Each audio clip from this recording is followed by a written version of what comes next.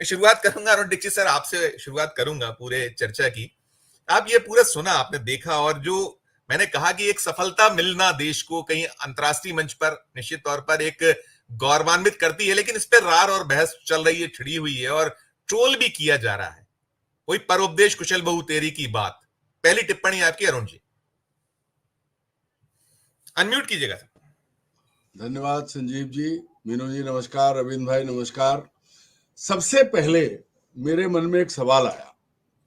अभी हमने सबने देखा था ये परिवार पर, तो ये पिछले 10-11 साल से लगातार परिवार परिवार हो रहा है। अभी कुछ महीने पहले अचानक देश का हर भाजपा नेता और तमाम सब मैं मोदी का परिवार जी ये गारंटेड सबने लिखा मैं मोदी का परिवार।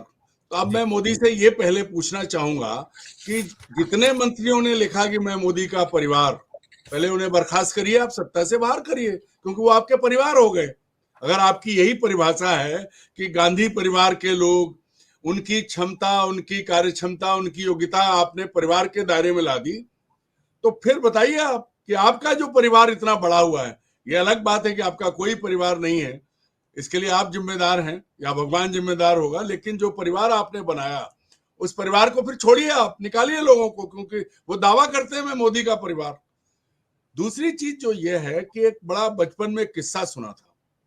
गांव में हमारे एक बाबा जी आते थे, वो बड़े बहुत बढ़िया और ऐसी ज्ञान की बात करते थे। उन्होंने एक किस्सा सुनाया कि बाबा जी का उपदेश सुनने के बाद एक आदमी रोता हुआ आया उनके पास और कहा कि मेरा जवान बेटा, इकलौता बेटा मर गया है। बाबा जी ने उसको बहुत उपदेश दिए, बोले दुनिया है, आते जाते हैं, चोला बदलते हैं, सारा सब भगवान की कृपा है, जितना समय था उतने दिन वो साथ रहा। इतना असर हुआ बाबा जी का कि गांव वालों ने जमीन देके उनका आश्रम बना दिया। बाबा जी की पूजा होने लगी जैसे आजकल हो रही है। एक दिन वो आदमी दोबारा पहुंचा, चूंकि वो दुख से उबर गया, तो देखा कि बाबा जी बिल्कुल दहाड़े मार मार के रो रहे हैं, दीवार पे सर मार रहे हैं। तो उसने कहा अरे गुरुजी ये क्या हो गया, आपको इतना दुख कैसे? बोले मेरी बकरी मर गई। बोले अरे आपकी बकरी मरी तो क्या फर्क पड़ता है, मेरा तो बेटा मरा था तब आपने इतनी बातें कही। तो बोले बाबा जी, बोले वो तेरा बेटा था, ये मेरी बकरी है। नरेंद्र मोदी वैसे ही खेल खेल रहे हैं कि दूसरे के ऊपर जब आता है तो तमाम ज्ञान दे देते हैं। अब एक तरफ से शुरू करते हैं। हिमाचल में आइए, प्रेम कुमार धूमल कौन थे, अनुराग ठाकुर कौन है? आप देखिए ना, दिल्ली में सात सिंह वर्मा कौन थे, और पिछली बार जो सांसद लड़ा था वो कौन था? मध्य प्रदेश को छोड़िए, राजनाथ सिंह कौन है, उनका बेटा कौन है? और तो और छोड़ दीजिए, अभी ब्रजभूषण सिंह जिन पर दुनिया भर के आरोप लगे, उनको भी आप नहीं छोड़ पाए, उनकी जगह उनका बेटा ले आए आप। और वो देवेगौड़ा जो जेल में रहे, सॉरी क्या नाम था उनका, मुख्यमंत्री जो थे कर्नाटक के, नाम नहीं याद आ रहा है, येदुरप्पा जी, वो जेल में रहे, पर उनका बेटा, उनका और परिवार के कहा नहीं। किस जगह आपने ऐसा नहीं किया है कि परिवार को आपने आगे नहीं बढ़ाया है? जय शाह तो परिवारवाद नहीं है, वो राजनीति का परिवारवाद नहीं है। वो जो लोग क्रिकेट को समझते हैं, जो जानते हैं, वो एक तरह का पूंजीवाद है। आपको याद होगा कि कैसे कई सैकड़ा गुना उनकी पूंजी बढ़ी थी कुछ साल पहले, और आज की उनकी हैसियत क्या है कि हम और आप कल्पना नहीं कर सकते कि कैसे उनका धन, उनका वैभव बढ़ रहा है। पद तो बढ़ गया। कई बार मजा आता है जब क्रिकेट के मैदान में जय शाह को चलते हुए देखता हूं बाकी खिलाड़ियों के बीच में, तो अब किसी के ऊपर हंसना या वो नहीं, लेकिन सब ठाके लगाने लगते हैं, क्योंकि खिलाड़ियों के बीच में उनकी जो चाल होती है तो लगता है कि कोई बाहरी आदमी ऐसा घुस रहा है या थोप दिया गया है। अब मैं कहूंगा नहीं जो कहना चाहता हूं, क्योंकि उसको असंसदीय मान लिया जाएगा। जी जी जी, जब समझ गए, आपने दर्शक दर्शक दर्शक समझ गया होगा आप जो कहना चाहते हैं, समझ वो जिस चीज को आप थोप रहे हो गांधी परिवार पे, मैं कांग्रेसी नहीं हूं, मैं भाजपाई भी नहीं हूं। मैं पहले जिस दिन से पत्रकार बना हूं, मेरे सामने जो सत्ता में है मैंने उस पर सवाल उठाया। गांधी परिवार, गांधी, इंदिरा गांधी की हत्या हुई, राजीव गांधी की हत्या हुई, उस परिवार ने कितना खोया है, आप उसको परिवारवाद कहते हैं। और मैं डंके की चोट पे कहता हूं कि अगर गांधी परिवार चाहता तो राहुल गांधी 2010 में देश के प्रधानमंत्री बन जाते। 2012 में किसी और से नहीं, सरदार मनमोहन सिंह जी ने मेरे सामने, मैंने सवाल पूछा था पार्लियामेंट के गलियारे में 162 नंबर कमरे के सामने, तो उन्होंने कहा था मैं तैयार हूं, राहुल जी आए, मैं उनके साथ काम करने के लिए, उनके लिए काम करने के लिए और उनकी मदद के लिए तैयार हूं। और यहां एक मोदी जी हैं, तब राहुल के पास रास्ता था, खुला विकल्प था, बैठ सकते थे। एक मोदी जी हैं जो आए, जिन्होंने आते ही अपने गुरु जी ने पिता कहते थे, पांव छूते थे, लाल कृष्ण आडवाणी को काला पानी की सजा दे दी, आज तक भुगत रहे हैं बेचारे। तो ये क्या माना जाए? दरअसल इनकी करनी और कथनी पूरे देश में उदाहरण, आप मध्य प्रदेश को ले लीजिए, कौन सा ऐसा नेता है जो परिवारवाद में बड़ा नेता, पुराना नेता जो नहीं है? आज खुद शिवराज सिंह कोशिश कर रहे हैं कि उनके बेटे को बुधनी से टिकट मिल जाए। जी जी। पहले उन्होंने कोशिश की उनकी पत्नी को विदिशा से मिल जाए, उससे पहले जब वो मुख्यमंत्री थे। जी। बाकी नेताओं को नहीं। लेकिन जब ये चीज आती है, बात यह है दरअसल कि नरेंद्र मोदी और उनकी टीम चीजों को अपने हिसाब से गढ़ते हैं, झूठे तथ्यों को, झूठे सिद्धांतों को वो इस तरह प्रतिपादित करते हैं जैसे कि उससे पहले कभी किसी ने नहीं। अब हिंदी वाले सभी लोग हैं, आज पहले अभी तक हमने मिल्कियत सुना था, आज हमने 5 बार मलकियत सुना। ये शब्द तो हमने आज तक नहीं सुना। अगर उन्हें मलकियत लगती, मलकियत क्या होता है? मिल्कियत होता है। जी तो जी। भैया जब आपको कई बार चीजें ऐसी आती हैं कि एक, जिसको कहते हैं लठ लेके बैठे हैं पार्टी के भीतर। आपने देखा 2018 का भाषण समन्वय भवन में हुआ था भोपाल में, तब सुंदरलाल पटवा, कैलाश जोशी सब लोग थे। तब इनकी क्या ये भी उन्होंने भोपाल में ही कहा था, भोपाल का ही है ये भी, वही कह रहा हूं। तब उन लोगों से कहा था जो उनके पिता से ज्यादा की उम्र के थे, उनको आप पहली लाइन में बैठे थे, बोले आप लोग घर जाते वक्त समझना आपकी कोई औकात नहीं है, जो कुछ है वो पार्टी है। और तब मैंने कैलाश जोशी से बात की तो उनकी आंख में आंसू आ गए थे। तो ये जो चीजें हैं, मनमानी है, समय है, इनका समय चल रहा है। एक भी बात, जो आरोप ये दूसरों पर लगाते हैं, वो आरोप इनके ऊपर चस्पा है और इन्होंने उन्हें प्रमाणित किया है। कहीं भी आप देख लीजिए। बिल्कुल बिल्कुल, जो लोग चुनाव हार गए उनको आपने सरकार में फिर से मुखिया बना दिया। आप कहते हो कि मोदी के पिता, शिवराज के पिता, भाई ऐसा है, सबने पिता बनाए हैं। मैं नहीं कहता, नरेंद्र मोदी कहते थे लाल कृष्ण आडवाणी मेरे पिता, शिवराज सिंह चौहान पटवा को अपना पिता कहते थे। फिर या तो आप लोग पिता बदलते रहते हो या आपको राजनीति समझ में नहीं आती है। भाई क्या पंकज सिंह राजनाथ के बेटे नहीं है? क्या अनुराग ठाकुर प्रेम कुमार धूमल के बेटे नहीं है? क्या ब्रजभूषण शरण सिंह का बेटा एमपी नहीं बना है? बिल्कुल बिल्कुल बिल्कुल। परिवारवाद क्या है? बिल्कुल बिल्कुल बिल्कुल तो बिल्कुल। नरेंद्र मोदी की सबसे बड़ी बात यह है कि जो मैंने बोला वो सच और भगवत गीता में लिखा वो झूठ।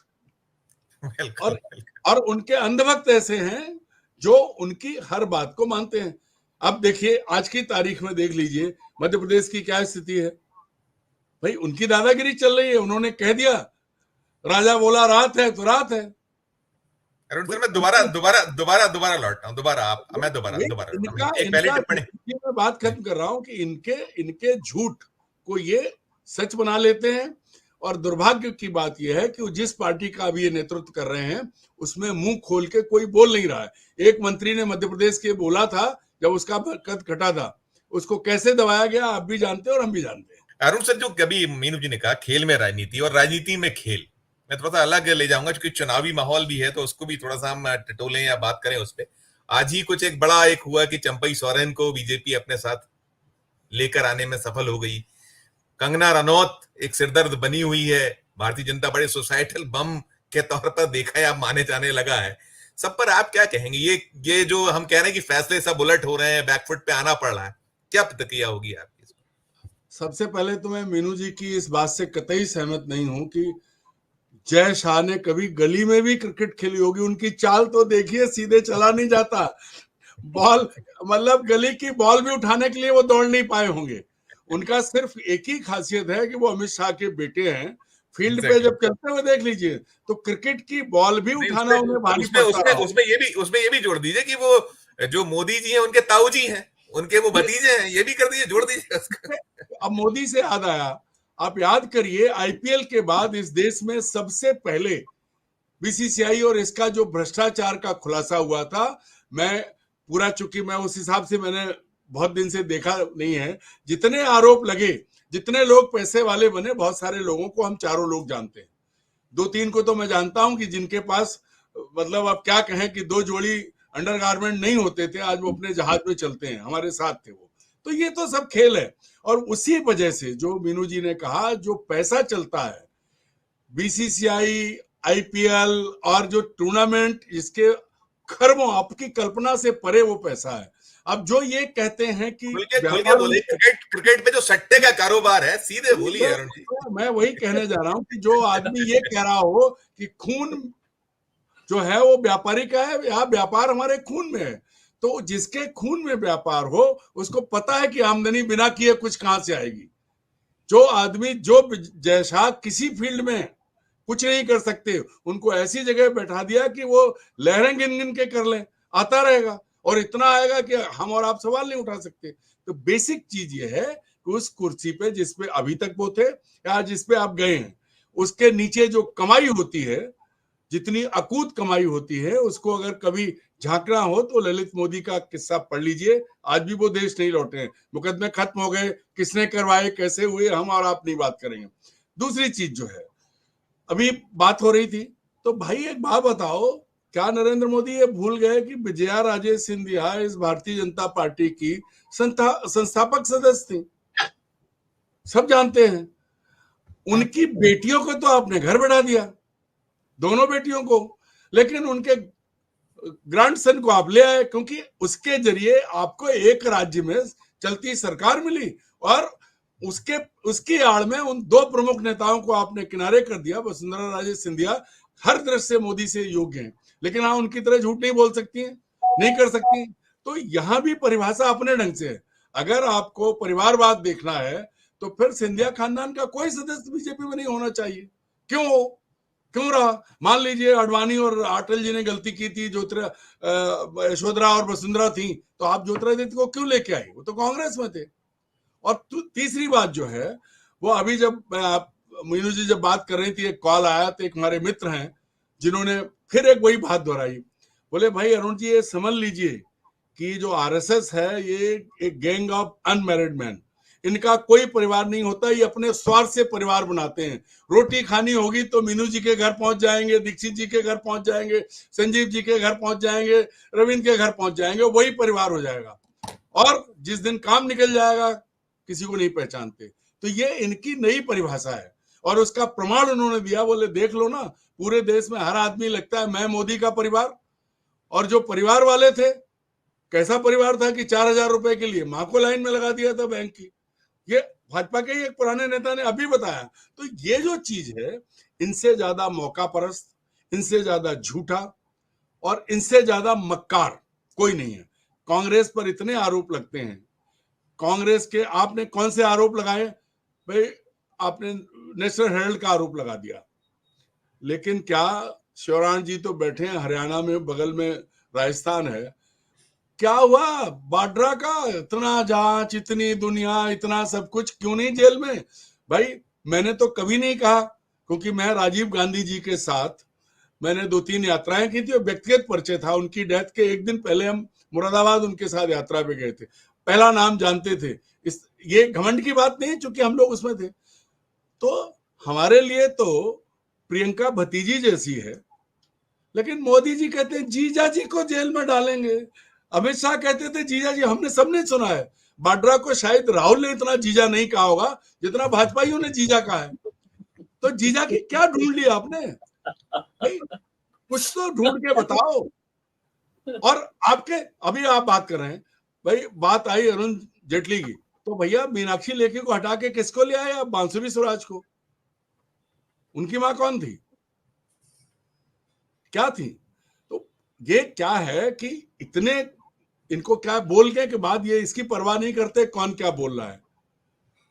तो थूक के चाटने वाला जो मुहावरा है इन्होंने फेल कर दिया, उससे बहुत आगे बढ़ गए। मुहावरे सारे फेल हो गए। हम जो ये भी घिस गया है, पर उपदेश कुशल बहु तेरे घिस गया है, सब घिस गए उनके आगे।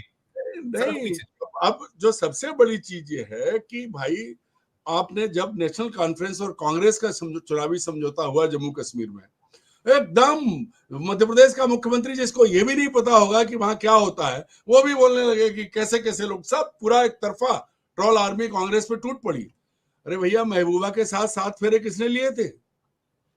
मोदी जी आप ही ने लिए थे, आप ही ने सरकार बनाई थी, आप ही उनको मुख्यमंत्री बना के, क्यों? क्योंकि आपने तब तर्क देते थे आरएसएस के लोग कि हम तो वहां सत्ता में घुसना चाहते हैं।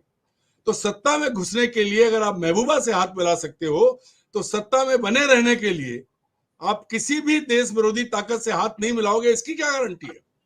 नॉर्थ ईस्ट देखिए, इतने तकलीफ दे वाकयात हैं कि अगर हम और आप गाय को लेकर के हर राज्य में क्या स्थिति बनी है, और किरण रिजिजू कहता है कि हम गोमांस खाते हैं, वो आपकी कैबिनेट का मंत्री है। पूरे नॉर्थ ईस्ट का मैंने घूमा है, वहां गाय को जैसे बकरी बंदी कटने के लिए, वहां गाय, सुअर, बकरी, मुर्गे सब एक बाड़े में होते हैं। तो आप कितनी, गोवा में गोमांस खाना अपराध नहीं है, तो आप कितने, फिर वही शब्द निकलता, आप कितने दोगले बनोगे, कहां तक जाओगे? कभी ये याद नहीं आता कि आपने क्या बोला है। कांग्रेस बहुत खराब है, बहुत बुरी है, उसने देश को 75 साल में बर्बाद कर दिया, पर 10 साल में आप कहां से कहां चल के पहुंचे। आपको परिवारवाद दिखाई दे रहा है, लेकिन आपके भीतर जो परिवारवाद है वो आप किसी भी राज्य में ले लीजिए, उत्तर प्रदेश, मध्य प्रदेश, जहां बीजेपी है वहां परिवारवाद के 20 उदाहरण निकल आएंगे हर राज्य में। लेकिन नरेंद्र मोदी की परिवारवाद की परिभाषा ही अलग है। क्यों? क्योंकि वही है, संघ वाले हैं, जहां मन हुआ वही उसी परिवार को अपना मान लिया, फिर अपना छोड़ दिया, बोले हम तो परिवारवाद करते ही नहीं है।